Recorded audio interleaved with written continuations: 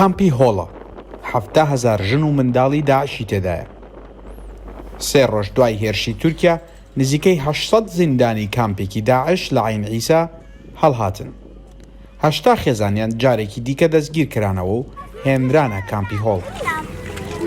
یەکێک لە هەڵهاتووەکانی داعش ساتە وەختی شکاندنی زیندانەکە بۆ ڕووداو دەگێڕێتەوە. أول شيء ضربت الطيارة ووطن حيل بعدين اجت ما بها 5 دقات. یەکەم جار فڕۆکە بردومانی کرد، دواتر تەقەی کرد. دوای 5 خولەک ئۆتۆمبیلی سەربازی هاتن و فەرماندەکەیان بە زمانی بیانی قسەی کرد.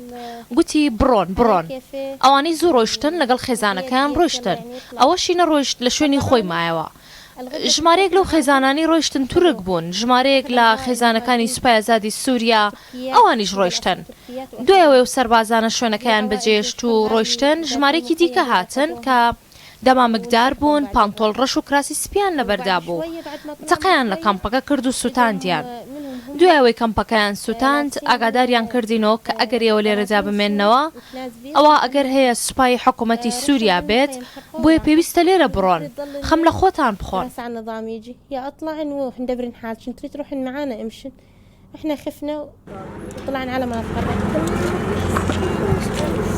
کاربەدەستانی ڕۆژاوا ترسی ئەویان هەیە دەواازەی گرێسپی کە ئێستا کەوتوتە دەستی تورکیا و چەکدارەکانی جارێکی دیکە وەکو پێشتر بە ڕووی هاتنی چەکدار و خێزانەکانیاندا بکرێتەوە.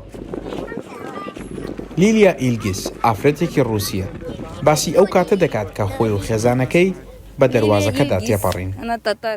كان خدود مفتوح تركيا يفتح كل شيء تاري كان مثل السلام عليكم. ڕێگاکە کراوە بوو، تورکیا هەموو شتێکی کردەوە بۆ ئەوە بوو بیڵێ سەلامی خواتان لێبێت، فەرموون بڕۆن. هیچ کێشەیەکیان نەبوو، هەزاران خەڵک ڕۆیشتن. باشە چۆن ئەمانە ڕۆیشتن؟ تورکیا ڕێگەکەی کردەوە، ئەمەش جێگەی پێکەنینە.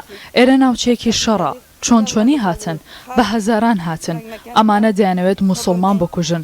خوددا لە قورئان باسی کردووە کە دەیانەوێت موسڵمان بکوژن. بالأولاد كثير ناس آلاف جئتوا يريدون يقتل المسلمين.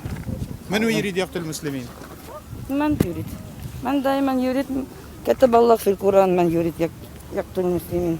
ئافرەتێکی دیکەی تاجکستانی دەڵێت هیوایە نییە جارێکی دیکە تاجکستان وەریان بگرێتەوە، بەڵام هاتنی تورکیا بۆ ئەوان باشە. بیر دەکەمەوە کە تورکیا باشترە. تورکیا بەهترە؟ بۆ تورکیا باشترە؟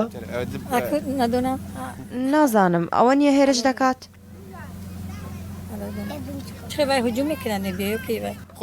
ئەگەر لێرە بچنە دەرەوە دەچنە کوێ؟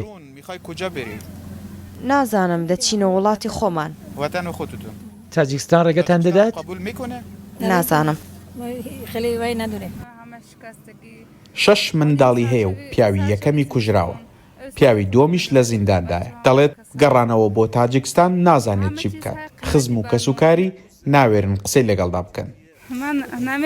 نامەوێت لێرە بژیم و هاوژینەکەشم دەڵێ لە تورکیا دەژیم. نەمدەزانی بێمە ئێرە تووشی خێوە دەبم و بۆ خۆشم نازانم. خودم نمیدونستم این سوریه و بوم بیوم خیلی میبینم خودم نمیدونستم.